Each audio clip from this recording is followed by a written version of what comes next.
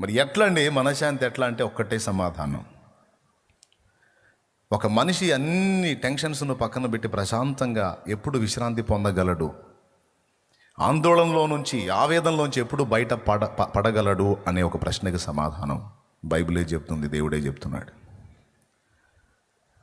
ప్రశాంతత, అసలు ఏ చింత లేకుండా ప్రశాంతంగా ఉన్న వ్యక్తిని మీరు ఎప్పుడైనా చూసారా? నేను చూశాను, చాలాసార్లు చూశాను. ఒకరు కాదు, 100 మందిని చూశాను. ఎక్కడున్నారు ప్రశాంత జీవులు? ఎక్కడున్నారు అంటే అమ్మ ఒడిలో ఉన్న పసిపాపలు, లోకం తెలియని పసిపాపలు. వాళ్ళకి ఏదైనా అమ్మే, కన్న తల్లి ఒడిలో ఉన్నారు. అమ్మ ఒడిలో ఉన్న పసిపాప తను ఒక స్వతంత్ర జీవి అయిందాకా అంతా తల్లి మీదే ఆధారపడుతుంది. దానికి బాధ వస్తే కేరం అంటది, అమ్మ పరిగెత్తుకుంటూ పోయి అమ్మమ్మ లేదు లేదు లేదు బంగారు తల్లి అని బజ్జో అంటే కన్న తల్లి ఒడిలో ఉన్న పసిపాపకు ప్రశాంతత ఉంది. ఏంటి దాని ధైర్యం అంటే, నాకు ఏదైనా చూసుకునే మా అమ్మ ఉంది. తండ్రి మీద ఎత్తబడిన కొడుకుకు మనశ్శాంతి ఉంది, ఎందుకంటే ఏదొచ్చినా మా నాన్న చూసుకుంటాడు అనే భరోసా. ఏదొచ్చినా నా విషయంలో చూసుకునే ఒక నమ్మకమైన వ్యక్తి ఉన్నారు అన్నప్పుడే మనం ప్రశాంతంగా తినగలం, నిద్రపోగలం, ప్రశాంతంగా ఉండగలం.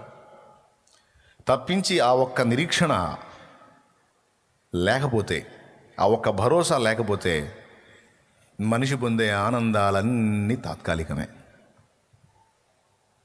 రాత్రంతా తాగి పండుకున్నావు, తెల్లవారు నీ సమస్యలకి ఎవడ జవాబు చెప్తాడు? నువ్వే వెతుక్కోవాలి. మూవీకి పోయి 2:30 గంట ఆనందం పొందావు, బయటకు వస్తే నీ సమస్యలకు సమాధానం ఎవడ చెప్పాలి? నువ్వే వెతుక్కోవాలి. కాబట్టి ఏదో పొందిన ఆనందాలనే తాత్కాలికమే, బయటకు వచ్చిన తర్వాత డబల్ సమస్యలు. కానీ ఇప్పుడు క్రీస్తు యేసునందు ఉన్న వాళ్ళకున్న ప్రశాంతత ఏంటో తెలుసా? తమ సృష్టికర్త ఎవరో తమకు తెలుసు, తమను నిర్మించిన వాడెవరో తమకు తెలుసు, ఆయన అనుమతిస్తున్న పరిస్థితులు ఏ కారణం చేత అనుమతించబడుతున్నాయో కూడా తెలుసు, వాటి విషయంలో దేవుడు ఎలా స్పందిస్తాడో కూడా తెలుసు. కనుక ఈ విషయంలో కొంచెం జ్ఞానం సంపాదించిన వాడు తప్పకుండా ప్రశాంతంగా బ్రతకగలుగుతాడు. ఎందుకంటే దేనికైనా చాలిన దేవుడు నాకున్నాడు. అది భరోసా. నేను గతంలో ఒకసారి చెప్పాను, చిత్రకళల పోటీల్లో శాంతి ప్రశాంతలకు సూచికగా ఒక చిత్రాన్ని గీసుకురమ్మని సారు చెప్తే స్టూడెంట్స్ చాలా రకాల ప్రశాంతత ఉట్టిపడేటువంటి చిత్రాలు గీసుకు వెళ్ళారట. కానీ ఒకడు మాత్రం అల్లకల్లోలంగా ఉన్న సముద్రాన్ని గీసుకొని పోయాడట. అల్లకల్లోలంగా ఉన్న సముద్రాన్ని గీసుకొని పోయాడట. అల్లకల్లోలంగా ఉన్న సముద్రం మనకు కనపడితే, ఆ చిత్రం కనపడితే మనకు ప్రశాంతత వచ్చిద్దా, గందరగోళం కనిపిస్తుందా? మీరు చెప్పండి, ప్రశాంతంగా ఉంటుందా? అంతెత్తు ఎగసి పడుతున్న అలలు చిత్రపటంలో కనపడుతుంటే దాన్ని చూస్తే అమ్మో అనే భీతి గొలుపుతుందా? ప్రశాంతత కనపడుతుందా? ప్రశాంతత అంటే ఏంటి? చక్కని పచ్చిక బయళ్ళు, పల్లెటూరి వాతావరణం, మంచి పాకలు, చక్కని త్రోవల పక్కన పచ్చిక బయళ్ళు, చిన్న చిన్న పూల చెట్లు, ఆకాశంలో ఎగురుతున్న పక్షులు, కొండలు, వాటి ప్రక్కగా లేచినటువంటి ఈత చెట్లు, తాటి చెట్లు, కొబ్బరి చెట్లు, మంచి నదిలో పోతున్న పడవ కదా, ఇవన్నీ చూస్తే ఆహ్లాదంగా ప్రశాంతంగా అనిపిస్తుంది. చాలామంది అలానే గీసుకుపోయారు. ప్రశాంతత ఉట్టిపడే విధంగా చాలామంది అయ్యే గీసుకెళ్ళారు ఆర్ట్. కానీ వాటికి వేటికి బహుమానం రాలా. వీడు ఎగసిపడే సముద్రాన్ని గీసుకెళ్ళాడు చూడు, భీతి గొలిపే విధంగా, దానికి వచ్చింది బహుమతి. అదేంటి ప్రశాంతత ఉట్టిపడే విధంగా చిత్రకళ నేను చూడాలని సార్ అడిగితే, అంత మంచి ప్రశాంతతను ఉట్టిపడేటువంటి చిత్రాలు వస్తే వాటన్నిటికంటే భిన్నంగా దీనికి బహుమతి రావటం ఏమిటి అంటే, వీడు చిన్న పని చేశాడు. ఏం చేశాడు తెలుసా? ఉవ్వెత్తున ఎగసిపడే సముద్ర అలలు గీశాడు. ఆ అలల ఒడ్డున, అలల ముగింపులో ఇట్లా లేచి పడతాయి కదా అలలు, ఆ ముగింపులో ఒక చిన్న బండరాయి గీశాడు. ఆ బండరాయిలో ఒక రంధ్రం, ఆ రంధ్రంలో ప్రశాంతంగా సేద తీరుతున్న ఒక చిన్న పిట్ట. ఆ బొమ్మ గీసాడు ఇటు. అది బండలో రంధ్రం, రంధ్రంలో ఒక చిన్న పిట్ట, బండని ఎగిరిపడి తాకుతున్న సముద్రపు అలలు. అంటే మీనింగ్ ఏంటంటే, బండలో ఉన్న పిట్ట అంటుందన్నమాట ఏమని అంటే, ఏ సముద్రమా, నువ్వు ఇప్పుడు కాదు, నా జీవితం ఉన్నంత వరకు నువ్వు బాధినా ఈ బండ మీద ఇది పగిలేది లేదు, నాకు కీడు జరిగేది లేదు. దేవునికి స్తోత్రం. కొట్టుకో, నువ్వు ఎంత కొట్టుకుంటావు. ఎందుకంటే దాని నివాసం బండలో ఏర్పరచుకుంది. అంటే ఏదొచ్చినా నాకేమీ కాకుండా నన్ను క్షేమంగా కాపాడగలిగేటువంటి బండలో నేను నివాసం ఏర్పరచుకున్నాను గనుక నాకు అద్భుతమైన భద్రత ఉంది అనేది ఆ పిట్ట ఫీలింగ్. మరి దానికి రాక దేనికి వచ్చింది? ప్రశాంతత ఉట్టిపడే విధంగా గీయండి అంటే, చెట్లు గొట్టలో పల్లెటూరులో అరకలు దున్నటాలు ఈ కాదు. సమస్య చూపాలి, దానికి పరిష్కారంగా పిట్ట వేసుకున్న దారి చూపాలి. సమస్య ఏంటంటే ఎగసిపడుతున్న సముద్రపు అలలు. పరిష్కారం ఏంటంటే అవి ఎంత తాకినా పగలని బండ, అందులో తన గూడు కట్టుకుంది కనుక పక్షికి ప్రశాంతత. Praise the lord. ఈరోజు యేసుక్రీస్తులో ఉన్న వాళ్ళకి అందుకే మనశ్శాంతి. బోలెడంత వేదంలో విపరీతంగా తరుముతున్న ముఖాల్లో చిరునవ్వు, కళ, కాంతి తగ్గదు. సమస్యల వలయం చుట్టుముట్టినా సరే ఏదో ప్రశాంతతను అనుభవిస్తూనే ఉంటారు. కొంతమందికి అర్థం కాదు, అరే ఈ సమస్యలు నాకు వస్తే నేను ఖచ్చితంగా చచ్చేవాడిని, చచ్చేదాన్ని. ఈ మనిషి ఇన్ని సమస్యలు కలిగి ఉండి కూడా ఎలా నవ్వగలుగుతున్నాడు, ఎలా తినగలుగుతున్నాడు, ఎలా ప్రశాంతంగా ఉండగలుగుతున్నాడు అంటే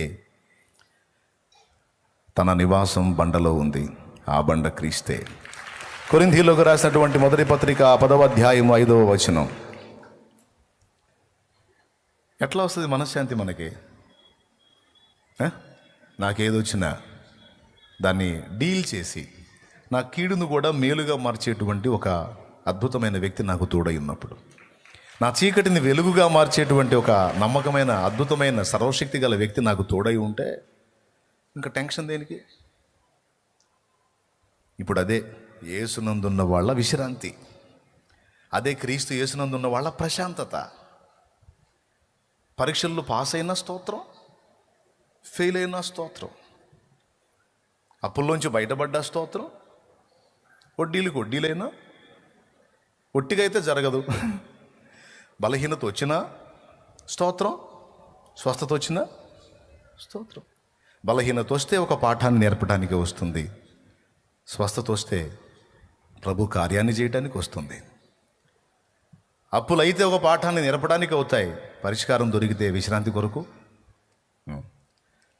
విడుదల, స్తోత్రం.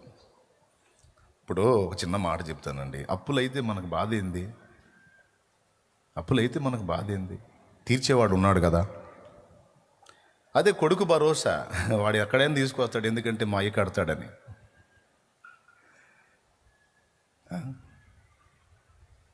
యేసు ప్రభు అన్నిటికీ చాలినవాడు. ఆత్మను విమోచించడానికి తన ప్రాణాన్ని మన కోసం ఫణంగా పెట్టినటువంటి దేవుడు శరీరానికి కావాల్సిన సమస్యలకు పరిష్కారం చూపలేడా? ఆ మాత్రం విశ్వాసం లేనప్పుడు నువ్వేం విశ్వాసివి? ఆ మాత్రం నమ్మకం లేనప్పుడు నువ్వేమీ నమ్మకస్తుడాలివి. దేవుడు నిన్ను పిలుస్తున్నాడు, రా నా విశ్రాంతిలో ఉండు అని. దేవుని గూర్చిన జ్ఞానం సంపాదించుకుందాం రండి అని పిలిచాడు. యెహోవాను గూర్చిన జ్ఞానము సంపాదించుకుందాం రండి అని పిలిచాడు. ఏంటి ఆయన గూర్చిన జ్ఞానం? అసలు ఆయన ఏమై ఉన్నాడు, ఆయన ఎవరై ఉన్నాడు, ఆయన సంగతులు ఏంటని తెలుసుకునేది ఒకటి, ఆయన నీకు నాకు ఏం చేయగలడు అనేది తెలుసుకునేది ఒకటి. ఇప్పుడు రెండో దాన్ని చెప్తున్నాను నేను. అసలు ఆయన ఏమై ఉన్నాడు, ఆయన సంగతులు ఏంటని మొదలు పెడితే 2వ కూటం, 3వ కూటం, 4వ కూటం, 5వ కూటం అయిపోయినా ఇది ఒకదే కదా. ఎందుకంటే ఆయన అంత మన లైఫ్ లాంగ్ మనం పరిశీలించిన తరగనటువంటి సబ్జెక్ట్. పాఠం మన ప్రభు. దేవునికి స్తోత్రం. ఇప్పుడు మా నాన్న ఏమై ఉన్నాడు, మా నాన్న ఎంతటి వాడై ఉన్నాడు, మా నాన్న మూలం ఏంటి, అసలు మా నాన్న శక్తి ఎక్కడి నుంచి, ఇవన్నీ తెలుసుకోవడం కంటే ఒకటి తెలుసుకుంటే చాలు, నాకు మా నాన్న తోడుగా ఉన్నాడు, ఇక భయం లేదనుకుంటే చాలు. నాన్న సంగతి తర్వాత తెలుసుకుందాం. ముందు నాన్న బలవంతుడు, శక్తివంతుడు, జ్ఞానవంతుడు చాలు. దేన్నైనా ఢీ కొట్టగలడు. ఆయన్ని గూర్చిన జ్ఞానం ఒకడు తెలుసుకోకపోతే సర్వలోకమును సంపాదించుకున్న నరకానికే. ఆయన గూర్చిన జ్ఞానం తెలుసుకున్నవాడు సమస్తము కోల్పోయిన ఇబ్బంది ఏం లేదు.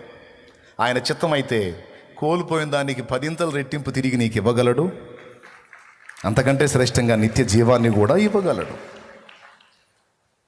లోకము ఎంత సంపాదించినా అది మనకు దేవుణ్ణి తెచ్చి ఇవ్వలేదు. కానీ ఒక్క దేవుణ్ణి కానీ మనం కలిగి ఉంటే, ఆయనను కానీ మనం సంపాదించుకోగలిగితే, శక్యమైతే, ఆయన చిత్తమైతే, శక్యమైతే కదా, ఆయన చిత్తమైతే ఈ లోకం మొత్తాన్ని తెచ్చి మన కాళ్ళ కింద ఉంచగలిగే దమ్మున్నోడు దేవుడు. కాదంటారా? దేవునికి ఆ అవకాశం ఉంది. కానీ లోకం మొత్తాన్ని నువ్వు కుప్పేసినా సరే అది నీకు దేవుణ్ణి తెచ్చిలేదు. భోగాలను ఇచ్చింది కానీ దేవుణ్ణి ఇవ్వలేదు. కానీ ఒక్క దేవుడు ఉంటే లోకం మొత్తాన్ని ఆయనకి ఇష్టమైతే నీ కాళ్ళ దగ్గరికి తీసుకురాగలడు. రాజులను నేను ఎత్తుకుని మోసేవాళ్ళుగా చేస్తాను, వాళ్ళు నీ పాద ధూళి నాకేటట్టు చేస్తానన్నాడు వాక్యంలో. దేశం యొక్క ఉన్నత స్థలముల మీదకి నేను ఎక్కిస్తానన్నాడు. నీవు తలగా ఉండవు కానీ తోకగా ఉండవు అన్నాడు. నీ పొలములోని పంట, నీ చేనులోని సమస్తము ఆశీర్వదించబడుతుంది అన్నాడు. ఎండిపోయిన ఎడారులను జీవజల నదులుగా ప్రవహింపజేయగలవాడును అన్నాడు. ఎండిన ఎడారులను పచ్చిక బయళ్ళుగా చేయగలవాడును అన్నాడు. మూడుబారిన జీవితాలను చిగురింపజేయగలవాడును అన్నాడు. ఇంకా చెప్పాలంటే ఎల్ షద్దాయ్, సర్వశక్తి గల దేవుడు. ప్రైజ్ ద లార్డ్, హల్లెలూయా. కాబట్టి యేసును గూర్చిన జ్ఞానం, దేవుని గూర్చిన జ్ఞానంలో మొట్టమొదటిది ఆయన మన ఆత్మని ఎలా విమోచించాడు అన్నది ఒకటి ఫస్ట్ చెప్పాను. రెండవది, ఆయనలో ఉన్న విశ్రాంతి లోకం ఎరగదు. మన ఆత్మకు విశ్రాంతి, అలాగే మన దేహపు వేదనలకు కూడా యేసే విశ్రాంతి.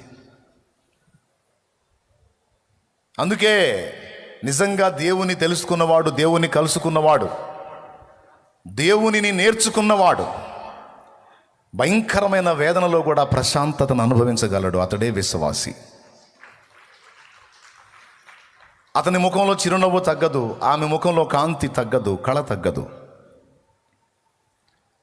ఎందుకేంది? మా దగ్గర యేసుప్రభు నమ్ముకున్న వాళ్ళు చాలామంది ఉన్నారు, వాళ్ళ మొఖాలు ఇప్పుడు ఏడుపు కొట్టు మొఖాలే అని ఒకవేళ మీరు అంటారేమో. దానికి నా సమాధానం ఏంటంటే, దేవుణ్ణి గుర్తెరిగి కూడా ఏడుపు కొట్టు మొఖాలు వేసుకొని తిరుగుతున్నారంటే అసలు వాళ్ళు విశ్వాసులే కాదు. ఒకవేళ వాళ్ళలో దేవుని శక్తిని గూర్చిన విశ్వాసం ఉంటే ముఖం వికారం కాదు, అశాంతి లేనే లేదు.